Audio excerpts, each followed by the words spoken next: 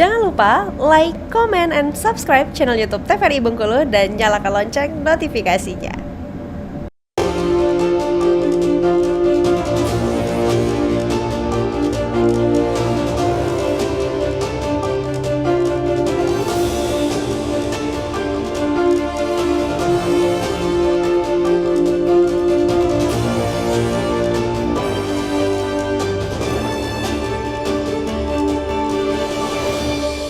Baik, terima kasih pemirsa, masih di Berindo Seni Budaya TVRI Bengkulu tentunya untuk hari ini kita masih membahas dengan tema kita yang sama, yaitu mengenai seni bela diri. Dengan narasumber kita ada Bang Das, ada selaku pelaku seni, dan juga ada Bang Kotrim selaku pelatih seni bela diri PSHT. Nah, tadi Bang Das bilang kalau yang namanya seni bela diri itu ada dasar-dasarnya, yaitu salah satunya tadi adalah langkah tigo ya Bang Das ya. Nah, kalau dari Bang Kotrim ini selaku pelatih seni bela diri, dasar-dasar dari awal kita untuk seni bela diri yang benar-benar khusus belajar seni bela diri ini sendiri apa sih?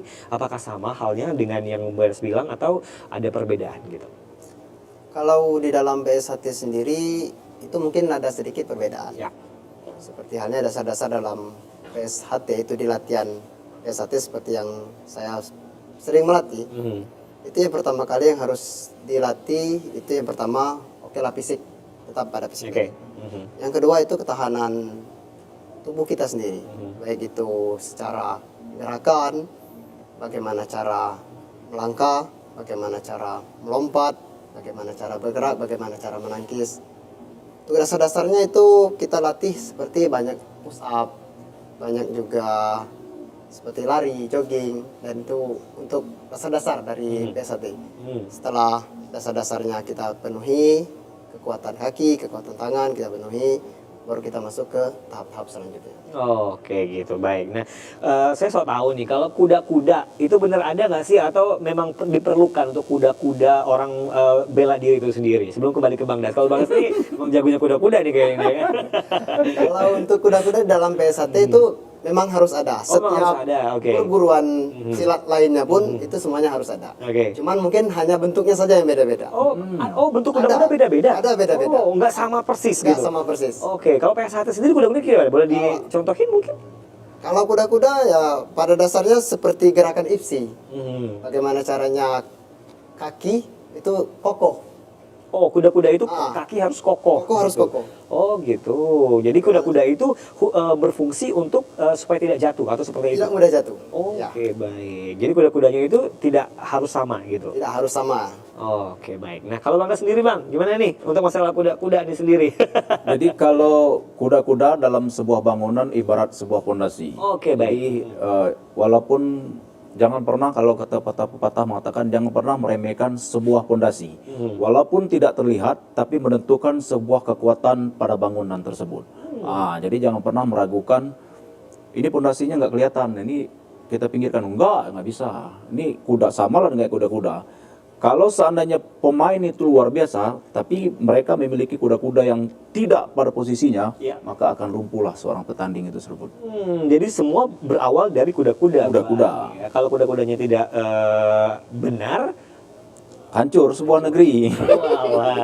Pondasi ya, pondasi itu penting sekali. Kalau menurut awak itu, kalau dikaji secara seni, secara logika, kuda-kuda diibaratkan dengan sebuah bangunan itu pondasi. Jadi kata pepatah mengatakan tadi, ya, jangan pernah meremehkan sebuah pondasi dalam sebuah bangunan, karena runtuh atau tegaknya sebuah bangunan tergantung pada pondasinya.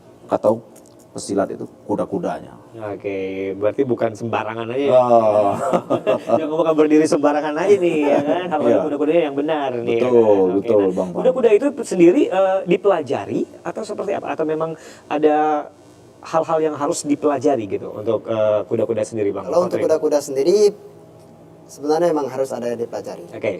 Karena di balik kata Bang Das tadi, kalau seumpama kuda-kudanya ini nggak kuat, ya setiap petarung dalam pertandingan itu pasti akan tumbang.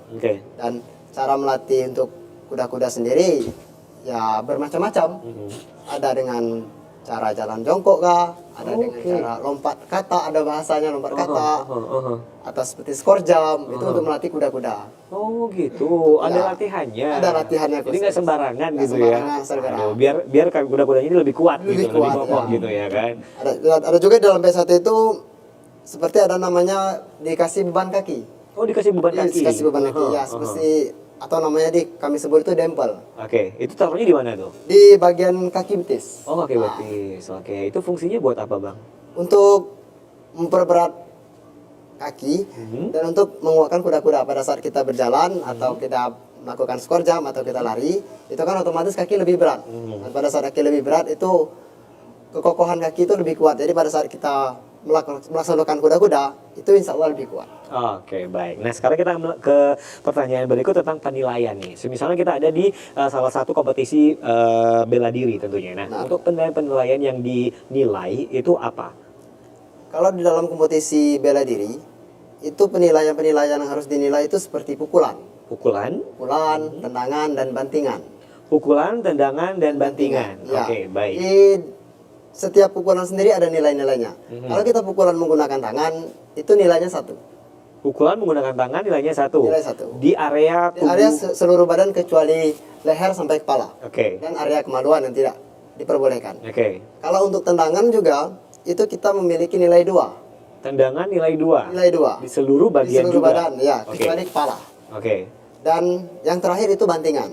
Bantingan nilainya paling besar, 3. Oh, oke. Nilai poin 3. Oh, jadi bantingan nilainya 3. Nilainya 3, ya. Oke, baik, luar biasa ya. Jadi berarti ada pukulan, tendangan, Dan sama bantingan. bantingan. Nah, kita kembali ke Bang Das nih. Nah, itu kan untuk yang dinilai pada saat ada kompetisi bela diri. Nah, kalau dimasukkan ke seninya, berarti nggak ada seninya dong Bang? Kalau semisalnya kompetisi yang dilakukan pada saat bela diri ini sendiri. Yang dikatakan seni di dalam bela diri, tadi kan ada 3 faktor penilaian yang menjadi dasar untuk sebuah penilaian. Pukulan, tendangan, bantingan. bantingan. Nah, dari 3 item ini, nah ini dikaitkan. Kalau seandainya tidak punya trik dan tidak punya pola main yang luar biasa, artinya kalau ada lawan satu, lawan yang satu dan lawan yang satu tidak akan mau kena tinju, tidak akan mau kena pukul, dan tidak akan mau kena banting. Kalau itu mendapatkan poin pada lawan. Nah, dikaitkan dalam seni, kalau kita ingin memukul satu orang dengan nilai yang satu, artinya kita harus punya trik, harus punya permainan yang hebat di atas rata-rata. Nah, teknik membanting kalau kita tidak kuasai seni yang luar biasa, maka tidak akan sempurna. Kayak pukulan, bantingan ataupun tendangan harus dikolaborasikan dengan seni. Kalau tidak, mungkin adik-adik dari PSAT yang masih junior mungkin dilatih secara hati. Nah, itulah kadang-kadang kami olahragawan, kami bukan seniman. Nah, itu kadang-kadang kata-kata yang tidak sesuai untuk diucapkan. Kami bukan seorang seniman, kami adalah olahragawan. Nah, seni yang kamu mainkan itulah seni bela diri. Bela diri itu unsur dari seni itu mengalir dari dalam hati. Jadi kalau seandainya kamu latihan PSHT, latihan taekwondo atau pencaksilat tidak dari hati, maka tidak akan pencapaian sebuah keinginan. Jadi luar biasa. Memang seni itu tidak bisa diungkapkan dengan kata-kata. Seni itu tidak bisa, kadang-kadang tidak bisa dirasakan, tapi hanya bisa dilihat. Bagaimana orang itu melihat sesuatu yang mereka lihat. Kalau mereka lihat dari sisi seni, maka apa yang ia tonton menjadi sebuah tontonan yang menarik.